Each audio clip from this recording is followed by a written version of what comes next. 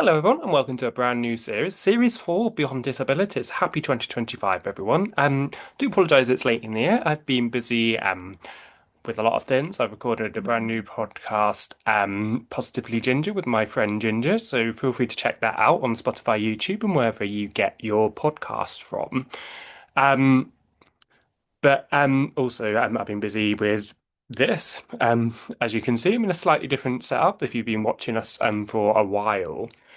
And you'll find out why in this series. This is a mini series. This is technically series four. I won't be doing guest episodes this year just due to various reasons. I'm busy, and oh, this is weird. It's zooming in and out, but we're all there. Um, Pretty cool actually, because that kind of adds to the effect. But there won't be any guest episodes this year. There will be next year for its fifth anniversary, but I'll talk more about that in a later episode. But I hope 2025 has been going well. Mine's been going quite good. So I'm just going to briefly explain what this series is going to be about. So this series, Beyond Disabilities, the House Diaries, this is series for Beyond Disabilities, the podcast that aims to show that just because you have a disability doesn't mean you can't achieve your hopes and dreams in life and go beyond your disability. And with its aim to help people with disability to become more confident with their own disabilities and also to educate the wider society, because we know there are a lot of myths and rumors about disabilities. So let's just aim to try and make society a more positive and more inclusive place for all, because it's not at the moment. So this is episode one of the House Diaries. I was thinking about doing it as like a Steadicam format, but I decided against it because I don't have enough time. I'm very busy.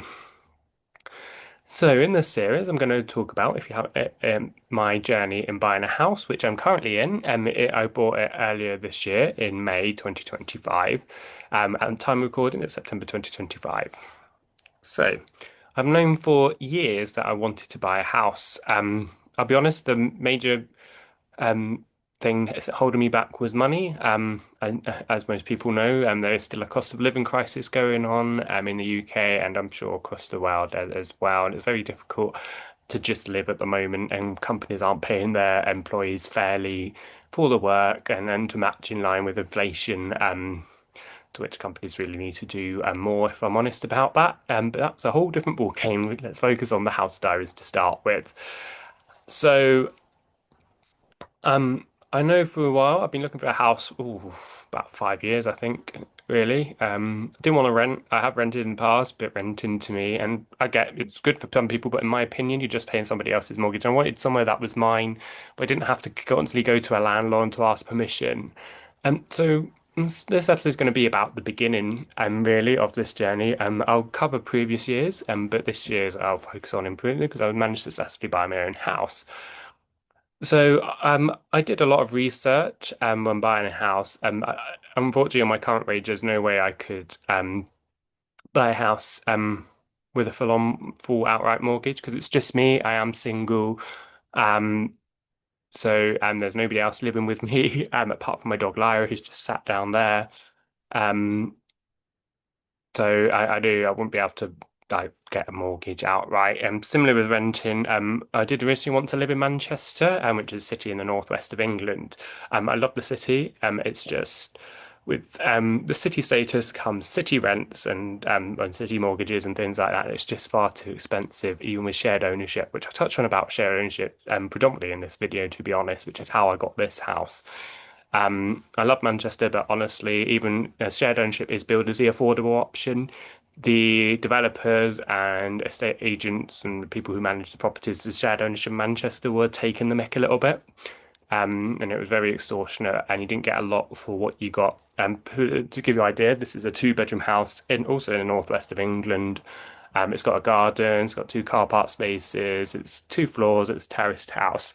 Um, for the shared ownership properties I was in Manchester, I couldn't afford, but what I thought I could afford, it was a one bedroom flat or studio. You had to pay extra for car parking, which wasn't good. Like developers have the land, they shouldn't really be charging for car parks. So Where I first started, I found out about shared ownership. I think it was on a program like Good Morning Britain, and for those outside of the UK, that's similar to Good Morning America. It's a breakfast daytime show on ITV in the UK. There's a person who's very good, Martin Lewis, who's dubbed as the money saving expert. His website is moneysavingexpert.com. He's been campaigning for fairer consumer rights for years, government level, consumer level. Honestly, he's very, very good. Definitely recommend checking out his website if you can. Um, it might be Martin Lewis. I heard about shared ownership on his Martin Lewis Money Show on ITV. I believe you can catch up on ITVX in the UK. But essentially, shared ownership is where you get a mortgage on a percentage of the property, usually lowest. I mean, I think it's 10%. I think you can do the lowest. I've got 25% in this house. And then you pay the mortgage on that percentage, and then you pay the rent to usually a housing association on the other percentage. Um, it works out a lot more affordable. I'm not saying it's been an easy ride, it hasn't. I'll talk about that in a later video and when I talk about bills. But it's been it's a lot more affordable than either renting outright usually or getting a mortgage outright. Because both the rent and the mortgage levels, they're lower usually what you can than what you'd pay. You can staircase in most cases, not all. So double check with your estate agent, housing association, developer if you can do that. But I'd say 95%. I'm pretty sure you can. Don't quote me on that statistic. Um, so staircase to 100%. So you can achieve full ownership if you want to eventually. I might do that with this house. I don't know, but I'm quite happy where I am at the moment. So, how I found this house. Actually, no, let's talk about the past previously. So, like I said, I was looking in Manchester. It's not affordable. You still need to put a deposit down. Manchester deposits were quite high for what they were asking for what it was, in my opinion.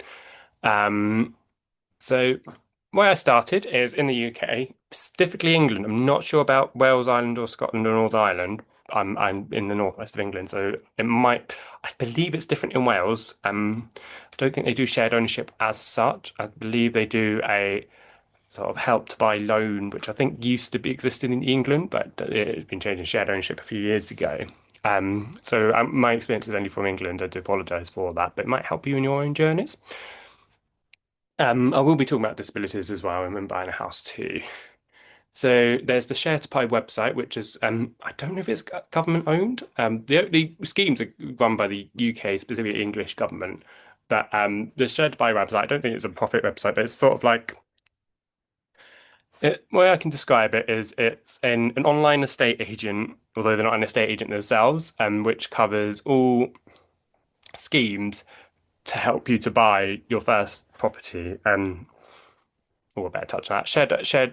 Shared ownership. I believe it's for your first property. I don't, but yeah, I think you have to be a first-time buyer. Got to earn. Don't need the pillow, Lyra. You've got to earn under a certain amount as well, and the property's got to be under a certain amount. It does differ for London and then outside London. The amounts to, I believe, the property amount is higher in London. You can use the Help to Buy scheme for. But double check.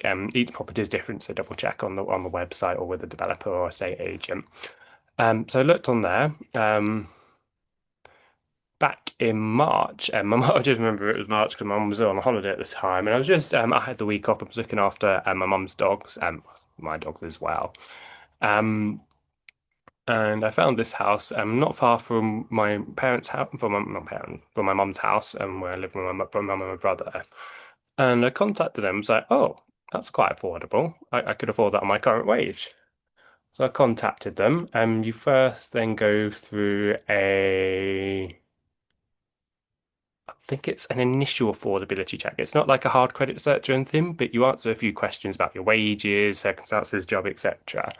And then with shared ownership, it's a little bit different to traditional house buying in that you answer these questions first, and then if you pass that stage, and there are quite a few stages, then you get to book for reviewing.